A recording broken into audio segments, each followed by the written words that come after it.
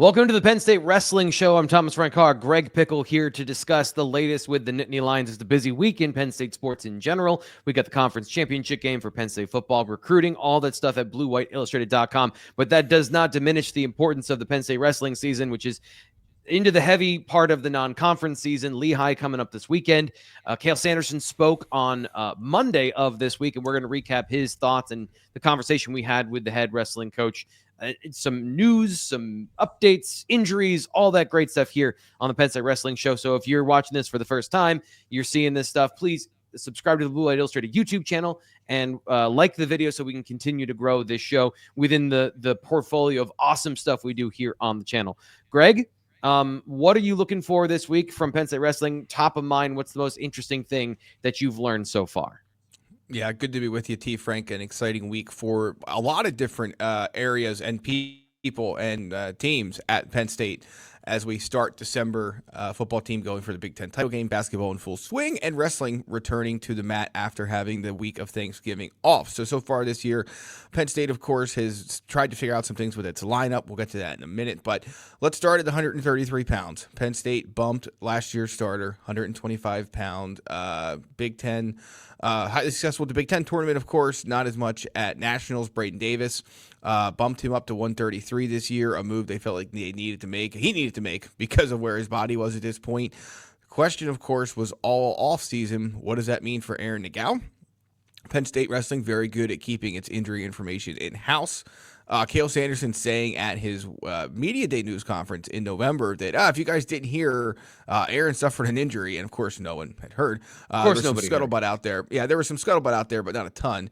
And enough though to make you think something was up. Something was indeed up. So, as Braeden Davis, of course, tweaked his knee against Drexel, skipped the Army Black Knight Invitational, is expected to be back in the lineup, though, on Sunday against Lehigh, which we'll get to that here in a little bit. But the question was about Aaron Nagao and where he's at this week. And Cale Sanderson said he didn't quite take a page out of James Franklin's playbook, but it was close. Yeah. It's a long-term injury is how we'll coin it for Aaron Nagao. No specifics disclosed, but he had surgery. And Cale Sanderson said it's one of those injuries you don't rush back from. So whatever it is for the second-year Nittany Lion, clearly not good in terms of what injury he suffered and how long it's going to take him to recover. So, it's Braeden Davis' show at 133, and if he would get hurt, Penn State is obviously in a world of, would have a significant lineup issue there if he would suffer any future injuries, beyond the one he had already this year. But Aaron Nagao, long-term injury, we'll see what that means for his future at Penn State, but that is the latest on him. You will not see him on the mat this year. Yeah, and just the timing of the Braeden Davis conversation as well. It's been very interesting in a super strong lineup with all these conversations about the battles being, I think, trying to find out who's the best of two good options. This is a very different situation when you have the injury narrative as a part of it. I guess, I'm not trying to go too far down the speculative hole, but with Braeden Davis being kind of up in the air, do you expect him this weekend? And if not, what's the plan if it is a lingering thing here in the non-conference? Yeah, so the way Cale Sanderson summed that up on Monday of this week, so back on December 2nd, depending on when you're listening to this, but the way he summed it up was more or less that as long as he feels like he's ready to go and the doctors and trainers feel like he's ready to go, he's going to be a go. And he also said that Braeden Davis has been back on the mat. Some people that saw him up at the Army Black Knight Invite, like he was there on the mat, like he was there, he was filming stuff, walking around, like it was definitely felt like it was a precautionary move to hold him out as opposed to a fully medically necessary one, if that makes sense. And Penn State released its probables for Sunday. Never, ever, ever written in pen. But they don't list two wrestlers at 133 pounds. They only list one, Braeden Davis. So I think when you put those two things together, it would be much more surprising than not if he does not wrestle. I would expect him to be in the lineup, T. Frank. I don't want to get too far ahead of ourselves here because we do have a portion of the show to preview Lehigh. But I will tease it. Braeden Davis is in the lineup. He is currently intermatch number 10, 133-pounder. He will face number 1 Ryan Crookham, Lehigh's top-ranked 133-pounder. We assume, unless he's dealing with anything we're unaware of. But that is what the plan would presumably be at the moment, and we'll chat about that when we talk about Lehigh coming up here in a little bit. Yeah, and before we get to that, we got to talk about the starting spots that are going to be figured out along the way, and that's probably going to be part of the conversation for the Lehigh preview. So let's get into that. That was another conversation talking point of trying to figure out, work through those in the non-conference season. What did Cale Sanderson have to say when asked about those starting spots that are up for grabs? Yeah, so, just to sort of recap it in case you're still trying to balance, like a lot of people probably are, football and the start of the wrestling season. Penn State came into the year with question marks about starters at 125, 133, 157, and 197. We just recapped for you why 133 is no longer a question. Luke Lillidahl, the freshman, was long the plan starter at 125, and he is exactly that. That is his spot. But 157 and 197 are up in the air, or were up in the air, kind of in the middle, I think, of that range right now, if you will. Penn State moved Alex Facundo down from 165 to 157, coming off his Olympic redshirt year. And it moved Tyler Kasak up from 149 to 157, coming off his third-place finish at NCAAs a year ago at 149 pounds. So those two guys are duking it out for the right to be the starter at 157. Kasak is now number 4 at 157 in the Intermatch rankings after beating Facundo at the Army Black Knight Invite. His job to lose has kind of felt that way since the start of the year and continues to, but Cale Sanderson said things are moving in a direction of them making some decisions, but as anyone who follows this program knows, they usually seem to have these decisions made by the time the Big Ten portion of the season starts, which is usually the quote-unquote second half of the dual meet season. But like he said, they'll wait till the Big Ten tournament if they have to, as long as they can get guys enough matches to qualify for that. So I think it's Kasak's job to lose still. Nothing's changed there. And as long as he keeps winning, I don't think he's going to fall out of place there at 157. At 197, Josh Barr really ran through his Penn State teammates at the Army Black Knight Invite, including his main challenger for the 197-pound job, Lucas Cochran, rather, sorry. So Josh Barr, to me, is the guy at 197.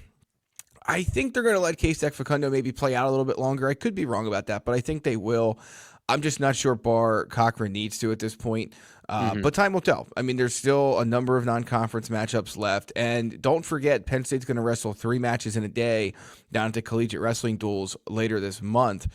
I think that's it. It's a Sunday after the first round of the college football playoff. So that is December 22nd.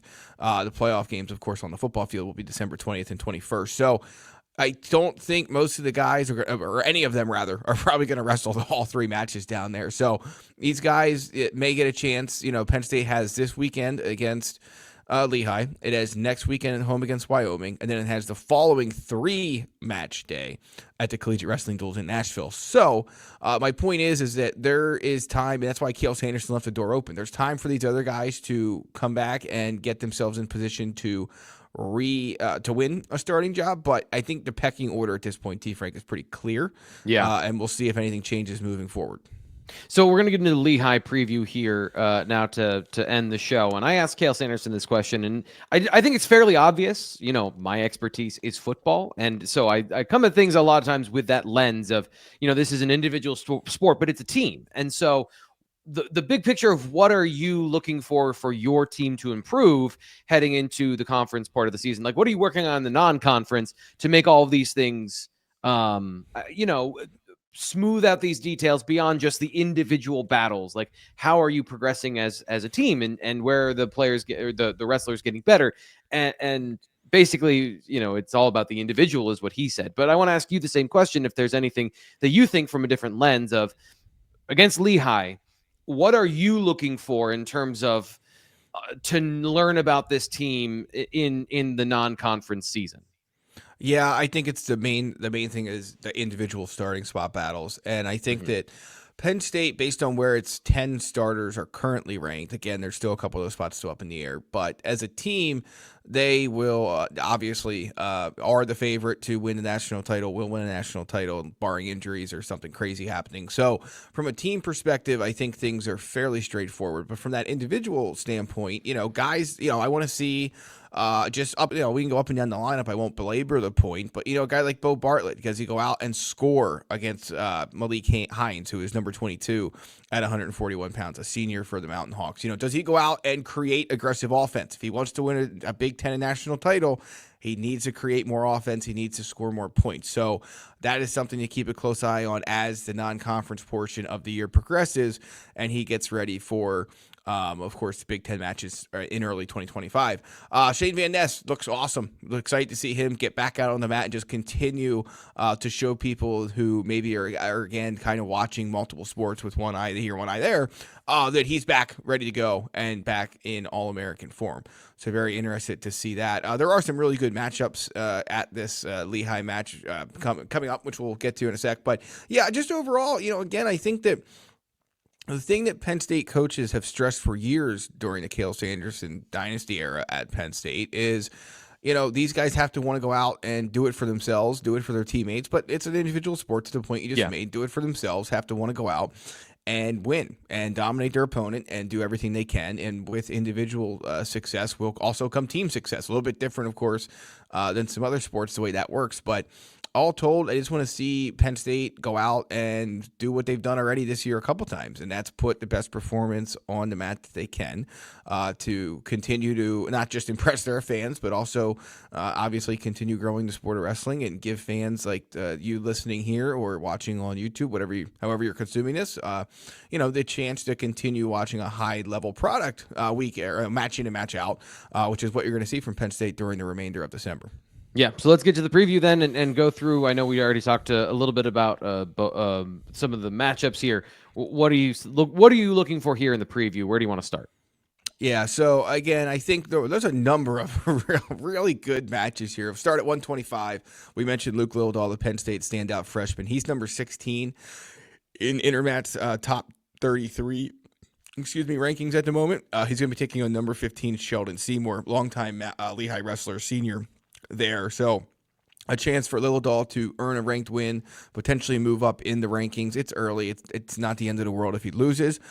I think that many would probably call him the favorite to win this match, but he is wrestling an older guy, so we'll see how that shakes out at 125 pounds. But I think he probably wins there. 133, I won't belabor the point. Braeden Davis will have a shot at Ryan Crookham. As far as we know, the number one ranked 133-pounder in the country. Braeden Davis comes in at number 10. So as long as he's healthy, good test for him.